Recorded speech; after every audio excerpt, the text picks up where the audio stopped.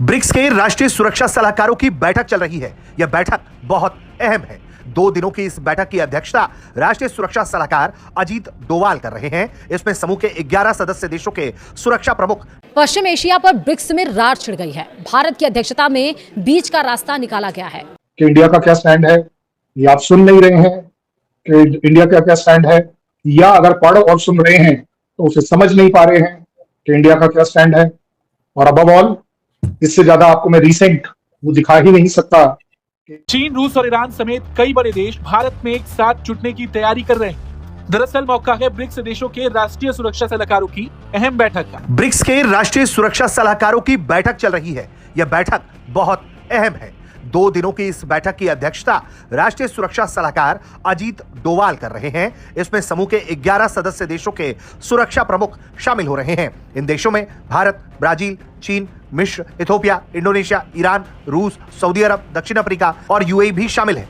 यह बैठक बहुत खास है। तस्वीरों में आप देख सकते हैं कि किस तरह से भारत के एनएसए अजीत डोवाल ने ईरान के डेप्यूटी सेक्रेटरी डिफेंस अफेयर्स के साथ मुलाकात की है। यह मुलाकात ब्रिक्स की बैठक से इतर हुई है, जिसमें दोनों देशों ने मौजूदा हालात की समीक्षा की है। वेस्ट एशिया के क्षेत्र में जिस तरह की तनातनी है, उन सब के बीच भारत और ईरान लगातार एक दूसरे के साथ कॉपरेशन बनाए हुए हैं। ब्रिक्स प्लेटफॉर्म और उससे इतर भी दोनों देशों के रिश्तों की समीक्षा लगातार हो रही है और लगातार एक दूसरे के साथ सहयोग बढ़ाने का काम हो रहा है। इसके अलावा आपको चीन के एक बेहद अहम नेता वांग यी तस्वीरों में दिख रहे हैं। वो भी भारत पहुंचे हुए हैं। वो भी इस सम्मेलन में हिस्सा ले रहे हैं।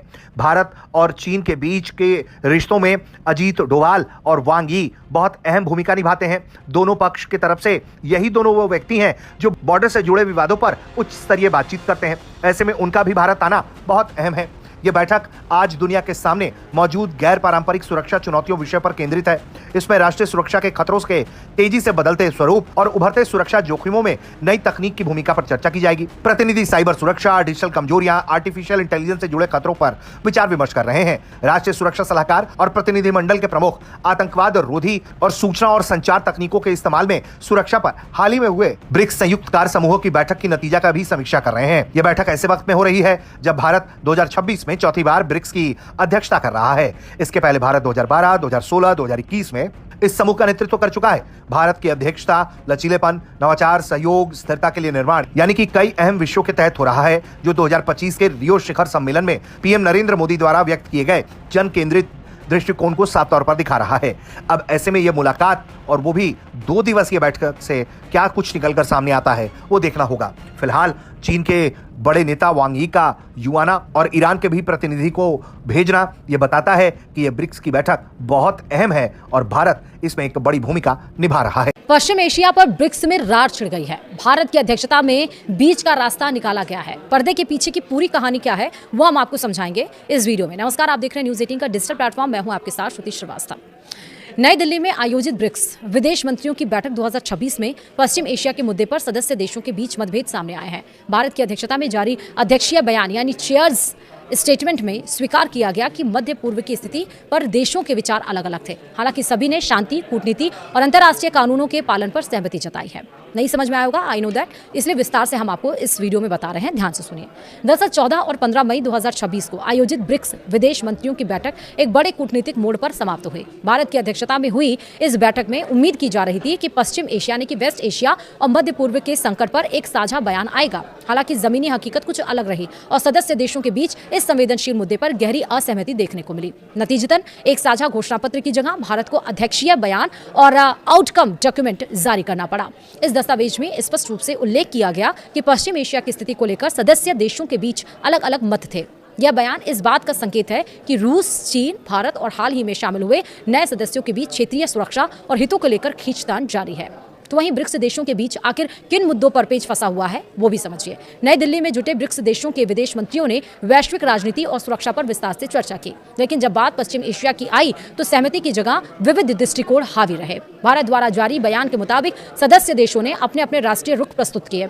हालांकि सभी देशों ने इस बात पर जोर दिया कि वर्तमान संकट का समाधान संवाद और कूटनीति से होना चाहिए। संप्रभुता और क्षेत्रीय अखंडता का सम्मान करने पर तो सब राजी थे, लेकिन संकट की जिम्मेदारी और उसके समाधान के तरीकों पर विचार अलग थे। अंतर्राष्ट्रीय जलमार्गों में समुद्री व्यापार के सुरक्षित प्रवाह को लेकर भी चिंता जताई गई। इस असहमति को ब्रिक्स की कमजोरी नहीं बल्कि इसके लोकतांत्रिक स्वरूप के तौर पर देखा जा रहा है। भारत ने अपनी अध्यक्षता में रिजिलियंस, इनोवेशन को ऑपरेशन और सस्टेनेबिलिटी की थीम रखी है। अध्यक्षीय बयान में कहा गया कि सदस्य देशों के बीच मतभेद के बावजूद सभी ने भारत की अध्यक्षता का पूरा समर्थन किया। बैठक में संयुक्त राष्ट्र यानी कि यूएन के ढांचे में सुधार और इसे अधिक प्रतिनिधि बनाने की मांग को फिर से दोहराया गया। चीन और रूस ने एक बार फिर भारत और ब्राजील की सुरक्षा परिषद में बड़ी भूमिका की आकांक्षाओं का समर्थन किया। बैठक में गाजा पट्टी और लेबनान की स्थिति पर गहरी चिंता व्यक्त की गई। तो वहीं मंत्रियों ने अंतर्राष्ट्रीय मानवीय कानून के उल्लंघन की कड़ी निंदा की है। विशेष रूप से नागरिक बुनियादी ढांचे और आम नागरिकों की सुरक्षा पर जोर दिया गया। बयान में मांग की गई है कि गाजा में बिना किसी बाधा के मानवीय सहायता पहुंचनी चाहिए। साथ ही इजराइल फिलिस्तीनी संघर्ष के द्विराष्ट्र समाधान यानी कि 2 स्टेट सॉल्यूशन के प्रति प्रतिबद्धता जताई गई है। लेबनान की संप्रभुता और क्षेत्रीय अखंडता के उल्लंघन की भी निंदा की गई है और संयुक्त रूस के शांति सैनिकों यानी कि UNIFIL की सुरक्षा को अनिवार्य बताया गया। ब्रिक्स देशों ने वैश्विक शासन प्रणाली में सुधार की अपनी पुरानी मांग को फिर से सुधार दी है। मंत्रियों ने ब्रिटेन वुड्स संस्थानों यानी कि IMF और वर्ल्ड बैंक में बदलाव की आवश्यकता जताई ताकि वे उभरती अर्थव्यवस्थाओं का सही प्रतिनिधित्व कर सके। डिजिटल पब्लिक इंफ्रास्ट्रक्चर यानी कि DPI और ग्लोबल सप्लाई चेन को मजबूत करने पर भी लंबी चर्चा हुई है। सदस्य देशों ने माना कि एक ध्रुवीय दुनिया की जगह बहुध्रुवीय व्यवस्था ही भविष्य की चुनौतियों का समाधान कर सकती है। कि इंडिया का क्या स्टैंड है, ये आप सुन नहीं रहे हैं कि इंडिया का क्या स्टैंड है, या अगर पढ़ और सुन रहे हैं तो उसे समझ नहीं पा रहे हैं कि इंडिया का क्या स्टैंड है। और अबव ऑल, इससे ज्यादा आपको मैं रिसेंट वो दिखा ही नहीं सकता कि यूएस के प्रेसिडेंट और प्राइम मिनिस्टर ने जब वो सो कॉल्ड प्रेस कॉन्फ्रेंस को जब एड्रेस किया, तो इससे ज्यादा और बुलंद आवाज हो नहीं सकती, जहां इंडियन प्राइम मिनिस्टर ने स्ट्रेट अवे कहा, 2 बातें कही। एक कहा कि जितने भी सी फेयरर्स हैं उनकी सेफ्टी और सिक्योरिटी किसी भी हालत में कंप्रोमाइज नहीं होनी चाहिए, किसी भी मर्चेंट वेसल के ऊपर अटैक नहीं होनी चाहिए, पहली बात। दूसरी बात, उन्होंने ये भी कहा कि we welcome this peace initiative where the deal can take place, both the countries must work on it and they should do it. ये हमारा स्टैंड आपने पिछली बार रशिया और यूक्रेन के ऊपर भी वर्बैटम सेम सुना था। सो अब इससे ज्यादा आप क्या चाहते हैं? आप चाहते हैं ब्रिक्स जाकर लड़ाई लड़ ले? आप ये तो नहीं चाह रहे होंगे शायद। लड़ाई ना लड़े, लेकिन साहब मतलब आपके मेंबर स्टेट है यार, आप उसके नेशनल सिक्योरिटी एडवाइजर को यहाँ पे बुला के क्या उसके लिए करते हैं? मतलब एक होता है मैं आपके घर आता हूं, मतलब आप मुझे थपकी भी नहीं देते, आप मेरे साथ भी नहीं खड़े होते, मुझे वो जो है वो मार रहे हैं आपके, और वो स्ट्रेटेजिक पार्टनर दोनों आपके हैं, इजराइल तो आपका स्ट्रेटेजिक पार्टनर है ना। तो मैं समझना चाहता हूं आपकी कंट्रीब्यूशन क्या है, मतलब आप करते क्या हैं, कंट्रीब्यूशन मैं जानना चाहता हूं। जिस ईरान के पास आप भाग भाग जाते हैं तेल लेने, उसके घर में जंग लगी हुई है ना, ठीक है, और कहते हैं मतलब आपने, ब्रिक्स ने क्या किया, इंडिया ने क्या किया, आपको क्या उनके NSA को बुलाना भी चाहिए in the middle of the war, और रिसेंटली आपने उनके फॉरेन मिनिस्टर को बुलाया था, लेकिन उन्होंने जो वो तो यहाँ पे राक्षी साहब आए थे, लड़के चले गए, बड़ी सख्त स्टेटमेंट्स दी उन्होंने। लड़के मुराद ये कि अपना मौका बयान किया कि भाई हमारे साथ क्या हो रहा है और तुम लोग क्या करते हो। उन्होंने नहीं बोला कि तुम लोग क्या करते हो ना, देखिए उन्होंने ये कहीं नहीं बोला कि तुम लोग क्या करते हो। में जयशंकर साहब बैठे हुए थे, अमेरिका और इजराइल आपके दोनों स्ट्रेटेजिक पार्टनर हैं। वो इजराइल जहां से नरेंद्र मोदी जंग से कुछ घंटे पहले निकले थे और ईरान पे हमला हो गया, तो वो प्रोटेस्ट बेसिकली आपसे भी कर रहे थे ना, बाकियों से भी कर रहे थे, आप करते क्या हो? तो मतलब ये सिर्फ आप लोगों ने ये रोटी खाने के प्लेटफॉर्म ही है या कुछ और भी है? कल साहब नहीं, देखो कमर सिंह, ये रोटी की बात प्लीज मत किया करो, क्योंकि फिर मेरा मुंह से निकल पड़ेगा कि आप तो अपना लंच अफोर्ड नहीं कर सकते, आप रोटी के बारे में कैसे सोच सकते हो? आप उस कंट्री, उस यूएस के बारे में कमर चीमा पूछ रहे हैं कि क्या यूएस के खिलाफ आप तो सपना नहीं ले सकते। और जहां तक आपने अभी बोली है, आपको मैं प्रूफ दे दूं, ईरान से तो हम काफी दिन से ऑयल नहीं ले रहे थे। आप कैसे बोल सकते हो कि उनके पास दौड़ दौड़ कर आप ऑयल लेते हो? कब देखा आपने लेते हो? कब लिया? आप बता दीजिए। और अबव ऑल जिसको बोलते हैं ना आपका वाला concern, I am very happy with you by the way, not that I am annoyed. भाई आरागची साहब को कोई तकलीफ नहीं है कि इंडिया ने क्या बोला क्या नहीं बोला। वो इंडिया आए अपने आप में, that shows yes he had faith in that brick, इसलिए एज अ पार्टिसिपेंट हुआ है। वो आपकी तरह ये सोचकर नहीं आते कुछ मिल जाएगा, कुछ और मिल जाएगा, कुछ और मिल जाए, ऐसा नहीं होता। इंटरनेशनल अफेयर्स में there are many things which are there and आप उसको इसलिए रियलाइज नहीं कर पाते हैं क्योंकि आपका एजेंडा बिल्कुल अलग होता है। दुनिया इस एजेंडे पर नहीं चलती कि सिर्फ मांगना है, दुनिया इस एजेंडे पर भी चलती है कि काफी रिलेशंस ऐसे होते हैं जिनको निभाया जाता है। और ये नहीं होता कि अगले दिन सवेरे नहीं। आप एक बात बताओ ना, आप एक बात बताओ, आपने कहा, क्योंकि आपके तो दोनों के दोनों माई बाप है, आपने कहा कह दिया कि यूएस ने जाती करी है ईरान के साथ? ताल्लुक नहीं है, हम तो प्रिंसिपली स्टैंड करते हैं इसराइल के खिलाफ। हम तो इसराइल नहीं, ईरान और यूएस की बात करो ना।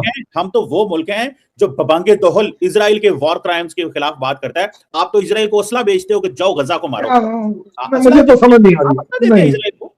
नहीं, वो ठीक है, वो असला देते हैं, वो असला देते हैं, वो वाला बात आपका मैं उसको नहीं। आप कहां से दबंग हो गए? किस जगह पर दबंगई दिखाई है आपने आज तक? मत करो, एज अ स्ट्रेटजी से बात करो। चीन, रूस और ईरान समेत कई बड़े देश भारत में एक साथ जुटने की तैयारी कर रहे हैं।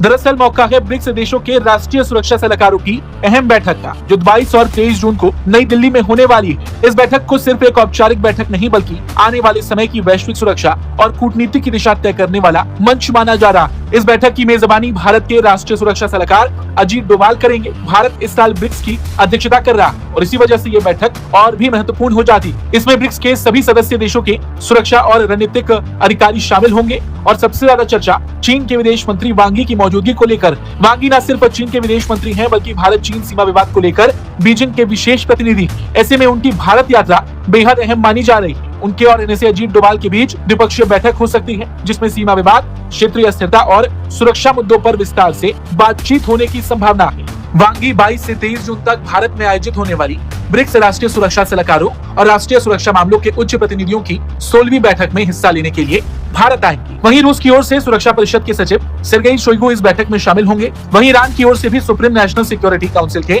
अधिकारी मौजूद रहेंगे। यानी एक ही मंच पर दुनिया के कई ऐसे देश बैठने जा रहे हैं जिनकी भूमिका वैश्विक सुरक्षा समीकरणों में बेहद अहम है। ये बैठक इसलिए बड़ी मानी जा रही है क्योंकि इसमें सिर्फ मौजूदा सुरक्षा चुनौतियों पर ही नहीं, बल्कि सितंबर में भारत में होने वाले ब्रिक्स शिखर सम्मेलन की तैयारी पर भी फोकस किया जाएगा। इस सम्मेलन में किन मुद्दों को प्राथमिकता दी जाएगी, किस तरह का साझा एजेंडा बनेगा, इन सभी पर चर्चा होने वाली। वहीं सूत्रों के मुताबिक चीन के विदेश मंत्री वांग यी का भारत आना इस बात का संकेत माना जा रहा है कि चीन और भारत के बीच संवाद की प्रक्रिया आगे बढ़ रही है। खासकर सीमा विवाद के बाद बने हालातों में ये मुलाकात कूटनीतिक दृष्टि से अहम मानी जा रही है। उनके एनएसए अजीत डोभाल के साथ अलग से बातचीत की संभावना है। आपको बता दें, ब्रिक्स का दायरा अब पहले से कहीं ज्यादा बढ़ चुका है। अब इसमें भारत, चीन, रूस, ब्राजील और दक्षिण अफ्रीका के साथ साथ मिस्र, इथियोपिया, इंडोनेशिया, ईरान और संयुक्त अरब अमीरात जैसे देश शामिल हैं। यानी ये समूह अब वैश्विक दक्षिण की एक बड़ी आवाज बनकर उभर रहा है। कुल मिलाकर दिल्ली में होने वाली ये बैठक सिर्फ सुरक्षा चर्चा नहीं, बल्कि ये बदलते वैश्विक शक्ति संतुलन की तस्वीर है। एक तरफ पश्चिमी देशों की राजनीति है, तो दूसरी तरफ ब्रिक्स जैसे मंच पर उभरता हुआ नया वैश्विक ढांचा। भारत के लिए भी ये बैठक कूटनीतिक रूप से अहम मानी जा रही है, क्योंकि ये उसे एक ऐसे मंच पर केंद्र में लाती है जहां दुनिया की बड़ी ताकतें एक साथ बैठकर भविष्य की रणनीति तय करती है। तो दिल्ली में जो ये ब्रिक्स की एनएससी मीटिंग हो रही है ना, ये कोई ऐसी वैसी गैदरिंग नहीं है। अजीत डोभाल सर जब टेबल पर बैठते हैं तो पूरी दुनिया की नजर वहां होती है। सोचो, 11 बड़े देश के सिक्योरिटी चीफ एक साथ हैं, Russia, China, Iran, UAE, Saudi Arabia, जब एक ही प्लेटफॉर्म पर है तो ये मीटिंग सीधे सीधे एक ये डिसाइड करता है कि आने वाले समय में दुनिया की सिक्योरिटी और जो पॉलिटिक्स का चक्कर कैसे चलेगा। जब ये सब नेता और सिक्योरिटी एक्सपर्ट्स मिलकर इसे स्ट्रेटेजिक बनाते हैं तो वो उसका इंपैक्ट ग्लोबल लेवल पर पड़ता है दोस्तों। और जब ये रियलिटी चेक करते हैं तो पाकिस्तान की हालत आप देखिएगा, उनका तो सिस्टम हिल गया है। जब यहाँ दिल्ली में दुनिया के सबसे पावरफुल और इंपॉर्टेंट लोग मिलकर फ्यूचर का रोड मैप बना रहे हैं, तब पाकिस्तान बैठ कर दोस्तों सोच रहा है कि अगली बार मैं चंदा लोन कहाँ से मांगे। सच तो यह है कि ब्रिक्स जैसे प्लेटफॉर्म पर उन्हें कोई दोस्तों घास भी नहीं डालेगा। उनकी औकात नहीं है कि वो ऐसे किसी सीरियस ग्लोबल लेवल पर बैठ सकें, क्योंकि वहाँ आने के लिए जो स्टेबिलिटी और विजन चाहिए वो उनके पास नहीं है। ये मीटिंग इस बात का सबूत है कि दुनिया अब भारत की बात सुन रही है और भारत का इन्फ्लुएंस कितना बढ़ गया है पाकिस्तान के लिए। तो दोस्तों ये किसी बुरी ख्वाब से ज़्यादा नहीं है। उनका पड़ोसी देश यानी हम इतने आगे निकल गए हैं और वो बस दोस्तों तमाशा देख रहे हैं। वो चाहते तो बहुत ही उन्हें भी कोई पूछे, लेकिन उनकी हरकतें ऐसी हैं कि हालात ऐसे हैं कि उनकी वजह से कोई उनको सीरियस नहीं लेता।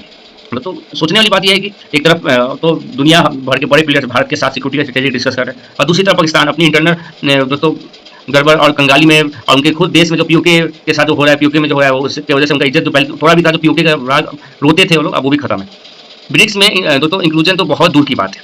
उन्हें तो कोई रीजनल मीटिंग में भी दोस्तों ढंग से इन्वाइट नहीं करता है। डोभाल सर का ये सीजन ये दिखाता है कि भारत अब वो देश है दोस्तों जो ग्लोबल नैरेटिव सेट करता है, ना कि वो दूसरे ऐसा मुंह देखता है। पाकिस्तान की तो ये बेइज्जती है दोस्तों कि वो सिर्फ न्यूज़ में हम बारे में दोस्तों उल्टा सीधा बोलकर अपनी कंगाली छुपा कर चला जाता है। जब हमारे यहाँ दोस्तों इतने बड़े ग्लोबल लीडर्स आते हैं, सिक्योरिटी के मुद्दे में सॉल्व करते हैं, तब पाकिस्तान तो सिर्फ एक ही काम करता है दोस्तों, बस जलता रहता है। ये मीटिंग साफ दिखाती है कि दुनिया बदल चुकी है और पाकिस्तान उस दौर से दोस्तों बाहर हो चुका है। अब उन्हें वापस आने के लिए शायद अगले 100 साल के लिए दोस्तों, शायद अगले 100 साल में इंतजार करना पड़े। वो बस पीछे से दोस्तों देख रहा है कि भाई भारत कितना आगे बढ़ रहा है। भारत ने अपनी जगह दुनिया में बना ली है और गलत के मारे हुए घिस पिट रहा है पाकिस्तान दोस्तों। तो वीडियो अच्छा लगा लाइक सब्सक्राइब कर लिए, जय हिंद जय भारत।